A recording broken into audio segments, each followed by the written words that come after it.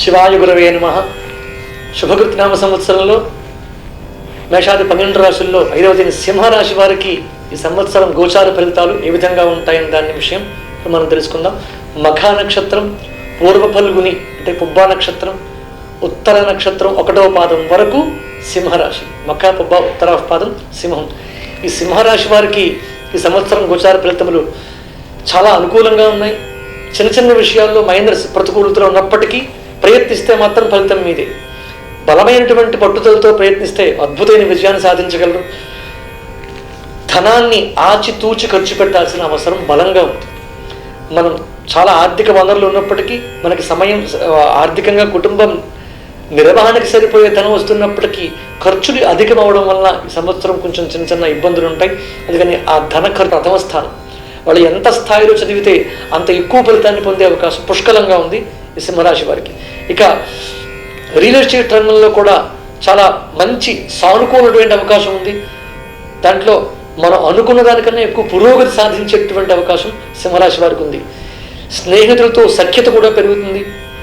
10 మందితో కలవడం, ఆ కలుపుకోతనం వల్ల గొప్ప గొప్ప విషయాలు తెలుసుకోవడం కూడా ఈ సంవత్సరం జరుగుతుంది.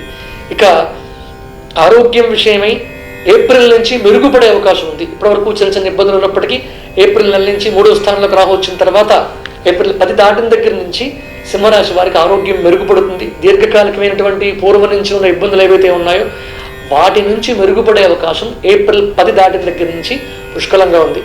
కాకపోతే ఈ అభివృద్ధిలో భాగంగా చిన్నగా నరఘోష, దృష్టి దోషాదులు తగిలే అవకాశం కూడా లేకపోలేదు. వాటికి కొంచెం జాగ్రత్త పడితే మంచిది. శివాష్టోత్తరం నిత్యం పఠించడం వలన, ఆదిత్య హృదయం చదువుకోవడం వలన ఆ నరఘోష, దృష్టి దోషాలు పరిహరింపబడతాయి. చాలా ప్రధానం శివాష్టోత్తరం. ఆ శివ అష్టోత్తరం 108 నామాలు చెప్పడం వలన, పఠించడం వలన నిత్యం ఈ నరఘోష లాంటి దోషాలను కూడా పరిహరింపబడే అవకాశం ఉంది. ఇక ఆరోగ్య విషయమే అక్టోబర్ నెల నుంచి జాగ్రత్త వహించడం మంచిది.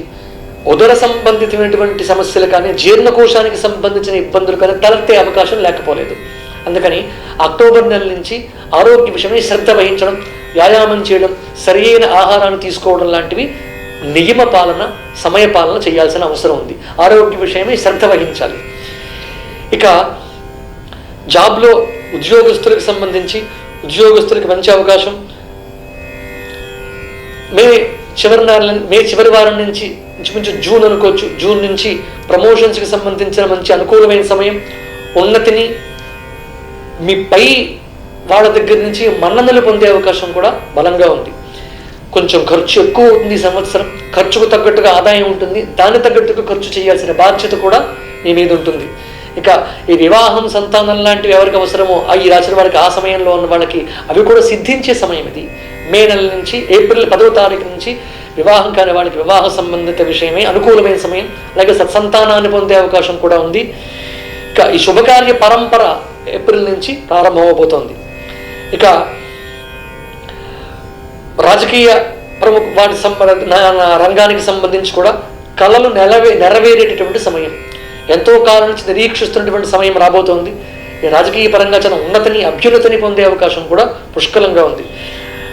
ఇక ఇంటిని కట్టుకోవడం, సొంత ఇంటి కళ అంటుంటాం కదా, అటువంటి గృహ నిర్మాణానికి సంబంధించినటువంటి కార్యం కూడా ఈ సంవత్సరం ఈ రాశి వారికి, సింహరాశి వారికి సిద్ధించబోతూ ఉంది. గృహప్రవేశ యోగం పుష్కలంగా ఉంది. ఇక గృహ నిర్మాణ రంగంలో ఉన్నటువంటి వ్యాపారం చేసేటువంటి వారు కూడా అభివృద్ధి సమయం ఇది.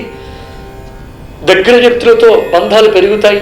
వాటి పట్ల కొంచెం జాగ్రత్త కూడా వహించాల్సిన అవసరం కూడా సింహరాశి వారికి ఉంది. ఇక ఈ సంవత్సరం ఈ రాశి వారికి ఆదాయం 8, వ్యయం 14, ఖర్చు ఎక్కువ అని మొదటి నుంచి చెప్పుకుంటూ ఉన్నాం. ఇక రాజపూజ్యం 1, అవమానం 5. ఇవి ఈ సంవత్సరం సింహరాశి వారికి గోచార ఫలితములు.